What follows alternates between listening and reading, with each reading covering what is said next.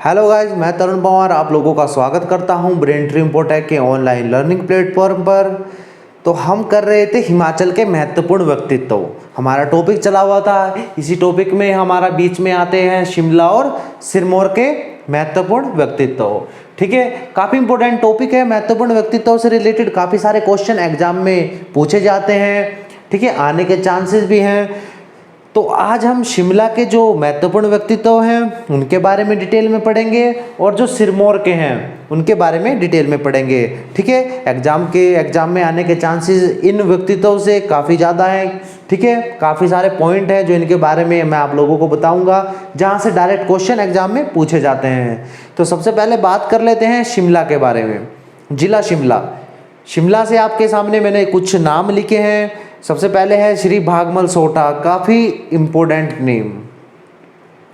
ठीक है, हिमाचल की राजनीति में काफ़ी सक्रिय नाम था। 1935 से लेकर 1947 तक काफ़ी ज़्यादा सक्रिय रहे थे ये। ठीक है, तो इनके बारे में बात करते हैं। तो इनका जन्म 1899 में जुब्बल के पास एक गांव पड़ता है, धार गांव। ठीक है, वहाँ पर इनका जन्म हुआ था। ठीक है, तो इनके बारे में जो इनके समय में जो इम्पोर्टेंट कांड बोल लीजिए आप, कांड हुआ था एक जिसका नाम था धामी गोलीकांड, जो 1939 को हुआ था, 16 जुलाई 1939। धामी गोलीकांड ये किस प्रकार हुआ था? ठीक है, धामी आपको पता है पुराने समय में एक रियासत थी। ठीक है, शिमला हिल्स में एक रियासत थी।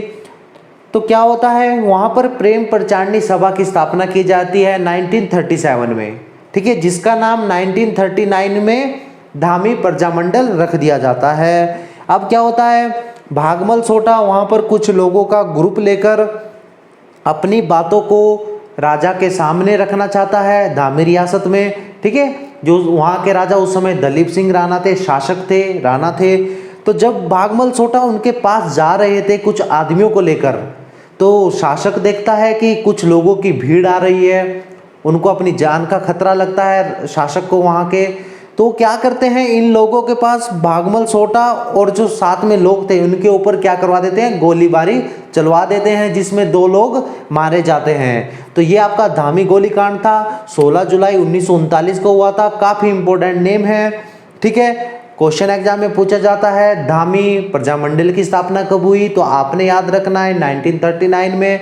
ठीक है, अगर पूछ लिया जाए ओल्ड नेम क्या था धामी प्रजामंडल का, तो प्रेम प्रचारणी सभा। ठीक है, धामी गोलीकांड कब हुआ, 16 जुलाई 1939।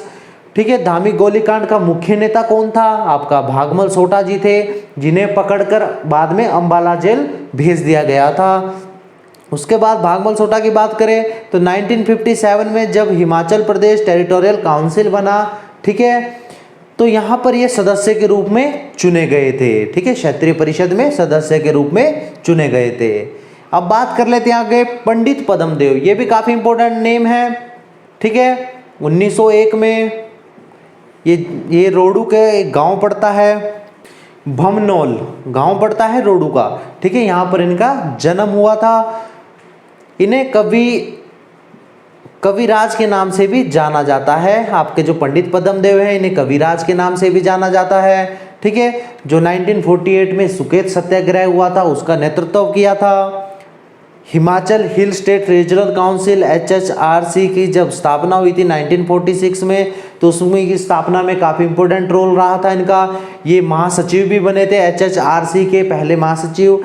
1952 में जब कांग्रेस सरकार हिमाचल में बनी थी, ठीक है, पहली लोकप्रिय सरकार जब हिमाचल में बनी थी, तो ये उस समय होम मिनिस्टर रहे थे। ठीक है, हिमाचल के पहले होम मिनिस्टर रहे थे। ये काफ़ी इंपॉर्टेंट बात है इनके बारे में। उसके बाद बात कर लेते हैं आपकी गौरा देवी। ये एक समाज सेविका थी, 1984 में जन्मी।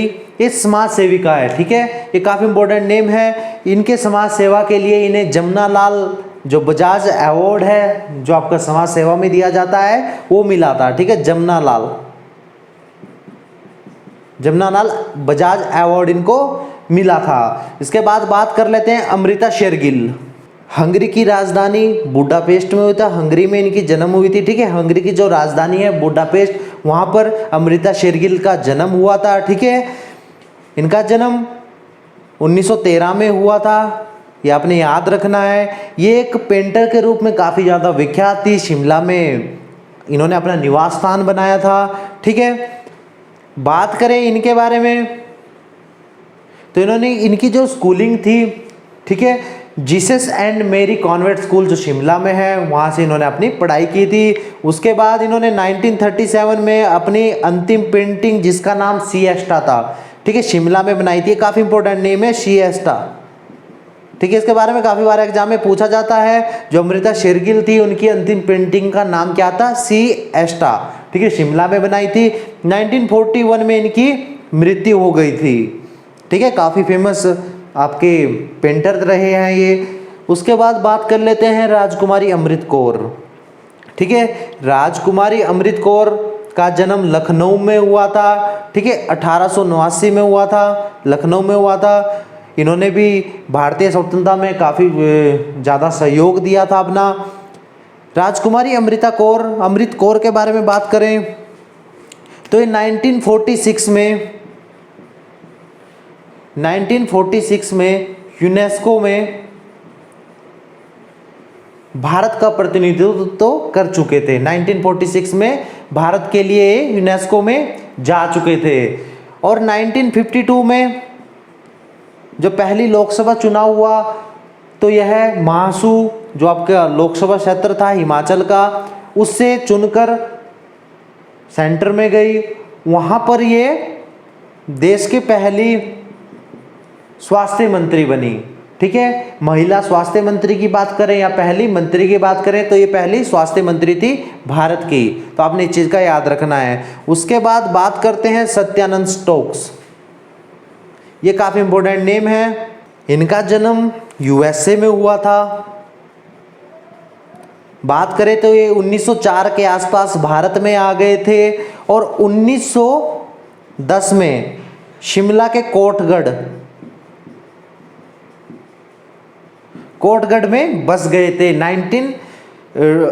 1910 में, ठीक है, शिमला के कोटगढ़ में ये बस गए थे।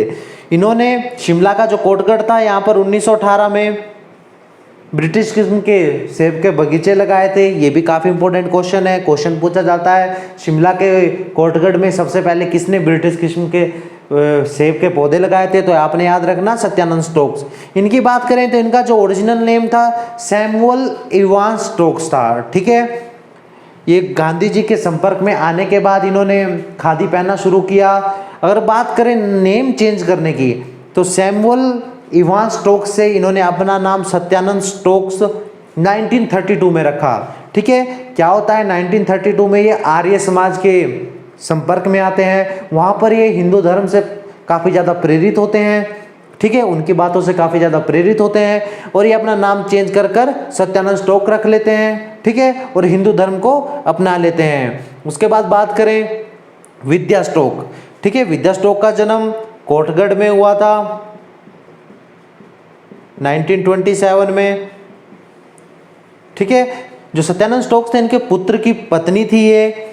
ठीक है, विद्या स्टोक्स, इनका जन्म आपका कोटगढ़ में ही हुआ था। ठीक है, ये दो बार भारतीय महिला हॉकी फेडरेशन की अध्यक्ष रह चुकी हैं विद्या स्टोक्स 2 बार, ये काफ़ी बड़ी बात है। ठीक है, और यह हिमाचल विधानसभा की पहली महिला अध्यक्ष भी बन चुकी थी। ठीक है रही है, सॉरी, ये रह चुकी हैं पहले। ठीक है, फर्स्ट फीमेल थी हिमाचल विधानसभा के अध्यक्ष जो बनी थी।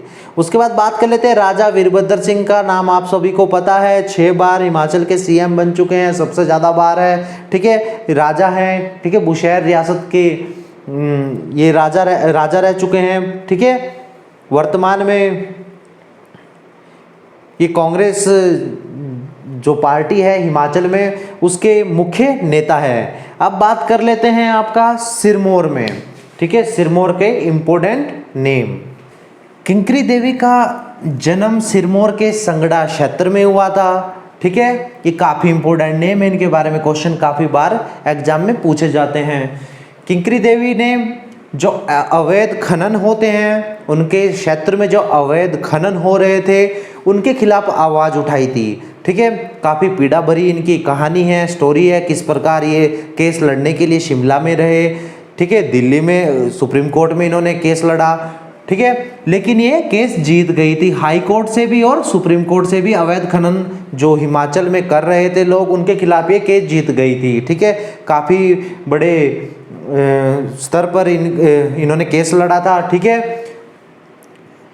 और इनको इसलिए जो इन्होंने अपनी बात लोगों को जागरूक किया, इसके लिए इनको रानी झांसी लक्ष्मीबाई स्त्री महिला पुरस्कार दिया गया। जो रानी लक्ष्मीबाई महिला पुरस्कार था, ठीक है, वो इनको दिया गया।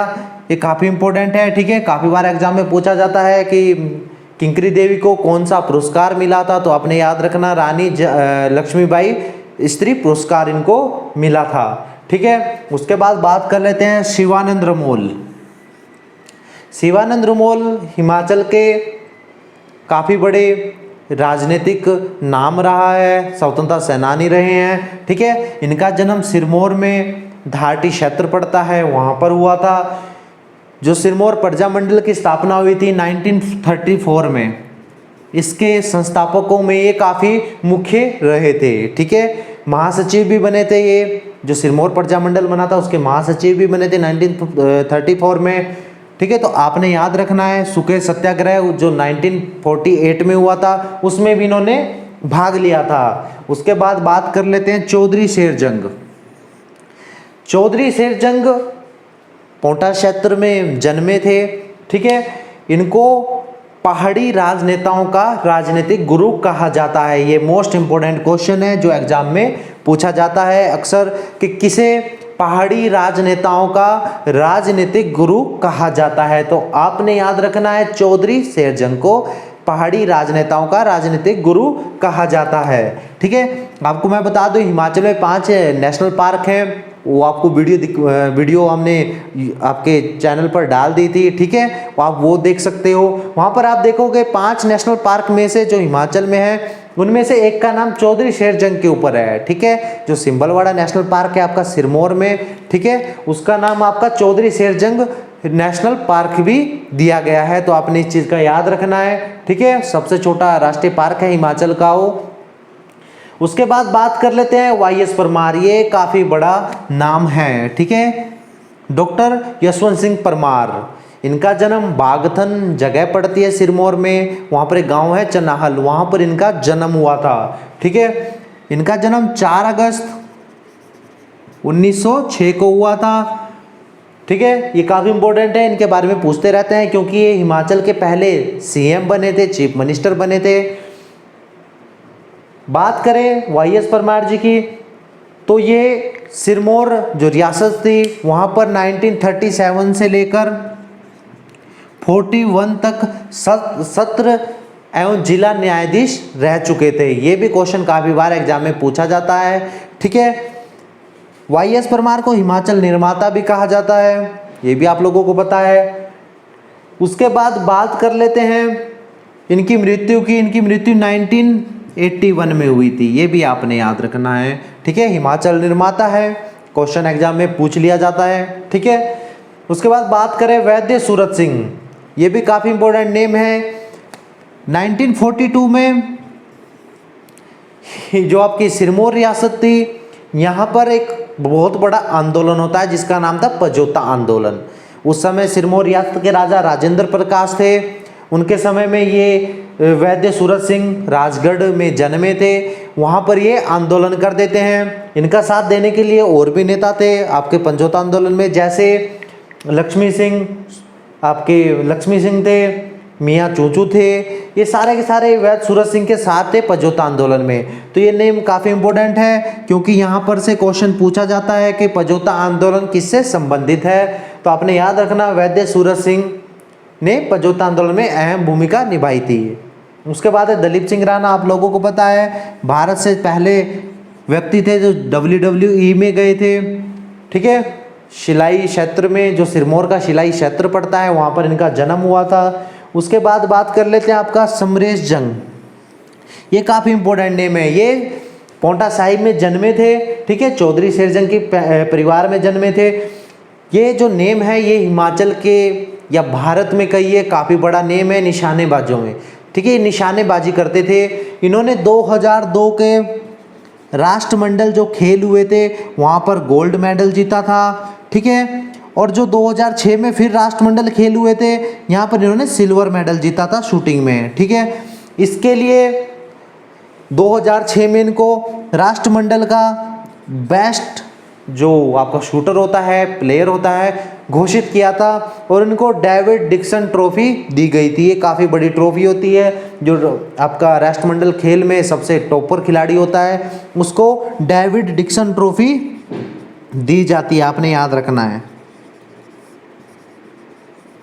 ठीक है। अर्जुन अवार्ड भी इनको मिल चुका है। इस प्रकार हमने देखो इस तरफ आपके शिमला के जो महत्वपूर्ण व्यक्तित्व थे, मोस्ट इंपोर्टेंट व्यक्तित्व है ये, ठीक है। आपने याद रखना जो व्यक्ति है मोस्ट इंपोर्टेंट है, यहाँ से क्वेश्चन आने के चांसेस बहुत ज़्यादा हैं। काफ़ी सारा आपको डिटेल में बताया है इनके बारे में, वैसे ही सिरमौर के बारे में भी आप लोगों को डिटेल में बताया था, ठीक है। तो आपने याद रखना है बहुत कम नाम है ये, ठीक है। 8 इधर हैं 7 उधर है, बहुत कम नेम है एग्जाम के पॉइंट ऑफ व्यू से, ठीक है।